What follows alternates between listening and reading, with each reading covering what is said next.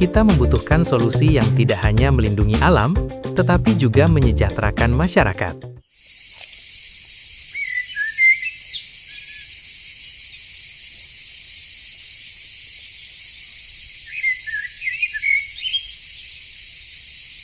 Halo sahabat hutan, kembali lagi bersama saya, Damar, dari Voice of Forest.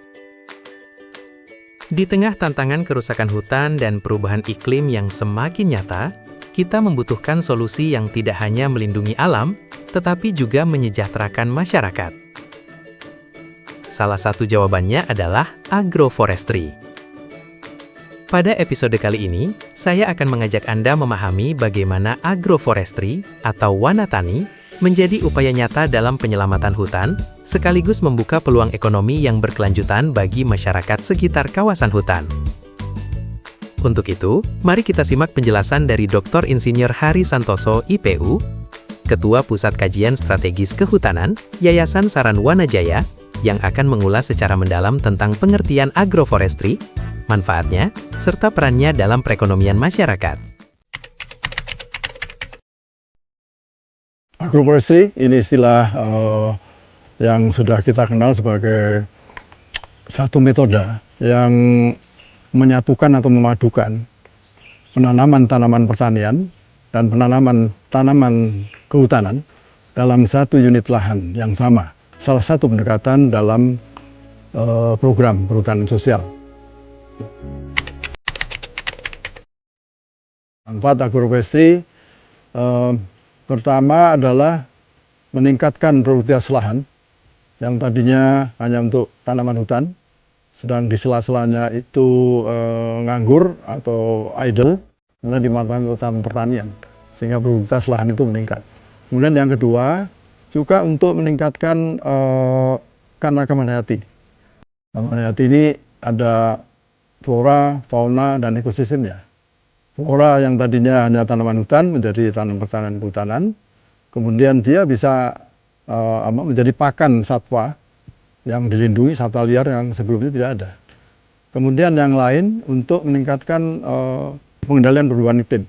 Iklim ini adalah untuk mengurangi emisi kalau lahan itu tidak digunakan untuk penanaman.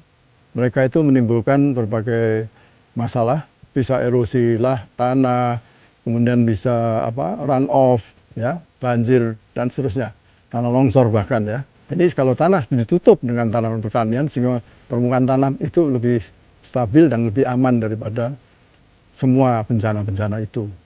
Kemudian juga agroforestry itu meningkatkan pendapatan pasti pada petani, masyarakat petani yang mengusahakan agroforestry itu.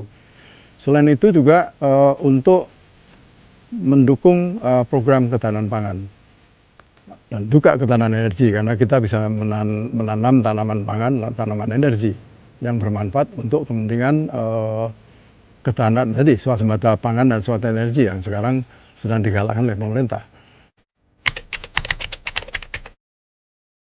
Kalau untuk ketahanan pangan, ini tentu program pemerintah yang sangat diuntungkan, karena dengan banyak masyarakat petani menanam agroforestry di sela-sela tanaman hutan yang tadinya hanya monokultur, tanaman hutan. Ini pemerintah mendapatkan dukungan dari masyarakat petani itu, yaitu meningkatkan ketahanan pangan. Karena semua tanaman semusim itu semua bermanfaat untuk itu. Tadi sudah saya singgung juga, itu untuk meningkatkan program pemerintah dalam ketahanan energi, yaitu misalnya ya tadi masyarakat menanam tanaman yang untuk energi secara pagar. Ini bisa dipakai untuk kepentingan sumber energi yang kita sudah tahu, itu bisa menggantikan bahan bakar minyak. Apakah itu untuk bioetanol, untuk biodiesel. Kalau nyamplung memang di pinggir pantai, itu bisa untuk biodiesel, menggantikan solar ya. Kemudian juga untuk tanaman lain, kemiri sunan, dan juga banyak tanaman-tanaman lain yang memang bisa digunakan. Kayu bakar itu juga banyak bisa ditanam di situ, di sela-sela tanaman Jadi, hutan. Agroforestry merupakan sebuah pendekatan inovatif yang mengintegrasikan kehutanan dan pertanian agar menjadi lebih produktif, berkelanjutan, dan tahan terhadap perubahan iklim. Agroforestry bukan sekedar menanam pohon di lahan pertanian, tetapi sebuah sistem yang dirancang untuk menciptakan keseimbangan antara manusia dan alam.